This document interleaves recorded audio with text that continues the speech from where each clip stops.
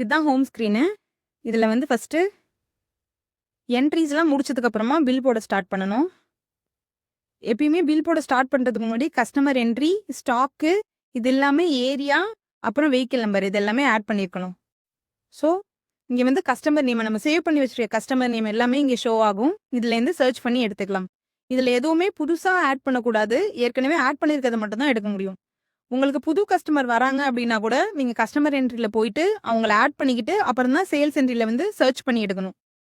அதே மாதிரி தான் ஐட்டம்ஸும். புதுசா இங்க வந்து எந்த ஐட்டமும் ஆட் பண்ணக்கூடாது. ஸ்டாக் என்ட்ரில என்ன ஆட் பண்ணியிருக்கீங்களோ, அத மட்டும் தான் இங்க பில் போட முடியும். ஸோ, இப்ப கிராவல் வேணும்னா கிராவலு, எங்கேருந்து எங்க போகுது? இந்த பிளேஸும் ஏற்கனவே நீங்க ஏரியால ஆட் பண்ணியிருக்க பிளேஸ் எல்லாமே இங்க சர்ச் பண்ணீங்கனாலே வரும். ஸோ, அதுல எங்கேருந்து எங்க போகுது? ஃப்ரம் டூ குடுத்துட்டு எத்தனை யூனிட் போகுது? ஸோ, ரேட்டு நீங்க அங்க குடுத்திருந்தீங்கன்னா, அந்த ரேட் இங்க ஃபெட்ச் ஆகும். அதையும் நீங்க மாத்திக்கலாம். இல்ல இங்க வந்து நீங்க அப்பப்போ ரேட் மாறும் அப்படின்னா, இங்கேயும் நீங்க மாத்திக்கலாம்.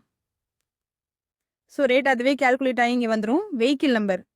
வெஹிக்கிளும் நீங்க ஏற்கனவே ஆட் பண்ணி வச்சிருக்கணும். இல்ல உங்களுக்கு லாஸ்ட் டைம் தான் தெரியுது அப்படின்னா, இப்ப கூட போயிட்டு நீங்க ஆட் பண்ணிட்டு, அப்புறம் வந்து இங்க சர்ச் பண்ணி எடுத்துக்கலாம்.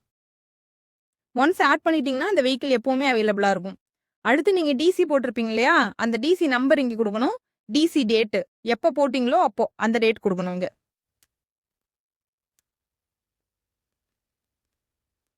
குடுத்துட்டு, ஸோ எத்தன ஐட்டமோ, அத்தன ஐட்டமும் ஆட் பண்ணிக்கிட்டு, சேவ் குடுத்துக்கணும்.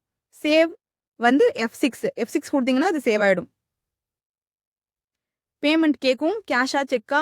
உங்களுக்கு ஒரு வேள பேங்க்னா, பேங்க் ஆட் பண்ணிக்கிட்டீங்க அப்படின்னா, மோட் ஆஃப் பேமெண்ட்ல பேங்க் வந்துரும். ஸோ, அதுவும் குடுத்துக்கலாம். எவ்வளோ பேமெண்ட் குடுத்துருக்காங்க?